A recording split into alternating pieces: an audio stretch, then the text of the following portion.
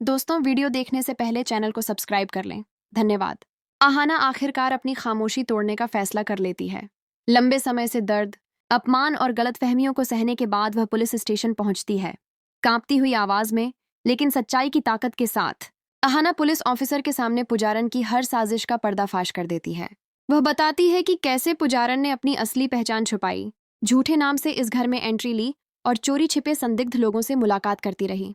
आहाना हर वो सच सामने रख देती है जिसे वह अब तक अकेले दिल में दबाए बैठी थी। कभी उसकी आवाज़ टूटती है, कभी मजबूत हो जाती है, लेकिन उसके हर शब्द में सच्चाई साफ झलकती है। वह कहती है कि उसने सिर्फ इस घर को बचाने के लिए चुप रहना चुना, लेकिन अब चुप्पी और ज्यादा तबाही ला सकती थी। जब आहाना की दी हुई जानकारी पुलिस के पास पहले से मौजूद सबूतों से मिलती है, तो तस्वीर पूरी तरह साफ हो जाती है।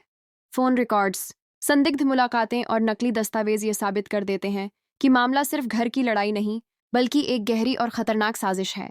अब पुलिस के पास कोई शक नहीं बचता। अचानक पुलिस पोल्टू के घर पहुंच जाती है। घर का माहौल सन्नाटे में बदल जाता है। हर चेहरा डर और हैरानी से भर जाता है। सबके सामने पुलिस पुजारन को गिरफ्तार कर लेती है। पुजारन आखिरी पल तक खुद को बेगुनाह साबित करने की कोशिश करती है। कभी रोती है, कभी दूसरों पर इल्जाम लगाती है, लेकिन जब एक एक सबूत उसके सामने रखा जाता है, तो उसकी आवाज खुद ब खुद खामोश हो जाती है। सच सामने आते ही पोल्टू और पीसी माँ को अपनी सबसे बड़ी गलती का एहसास होता है।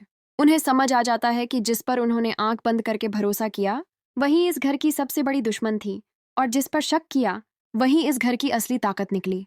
शर्मिंदगी और पछतावे के साथ वे आहाना से माफी मांगते हैं। आहाना की आंखों में आंसू जरूर होते हैं, लेकिन ये आंसू कमजोरी के नहीं बल्कि सच्चाई की जीत के होते हैं। उसके चेहरे पर सुकून साफ दिखाई देता है। आज आहाना यह साबित कर देती है कि चुप रहना आसान होता है, लेकिन सच के लिए खड़ा होना ही असली बहादुरी होती है।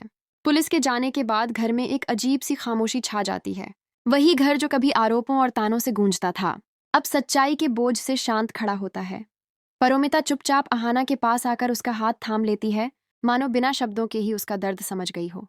घर के बड़े बुजुर्गों की आंखों में भी पछतावे के आंसू होते हैं। हर कोई महसूस करता है कि अगर आहाना की बात पहले सुनी गई होती, तो हालात यहाँ तक न पहुंचते। दीवारों पर टंगी तस्वीरें जैसे इस टूटे हुए भरोसे की गवाह बन जाती हैं। उस पल घर के हर कोने में सिर्फ एक ही एहसास होता है, गलती का। आहाना गहरी सांस लेकर खुद को संभालती है और पहली बार खुलकर मुस्कुराती है। ये मुस्कान किसी जीत की नहीं, बल्कि एक लंबे संघर्ष के अंत की होती है। आज इस घर में सच भले देर से आया हो, लेकिन उसने सब कुछ बदल दिया।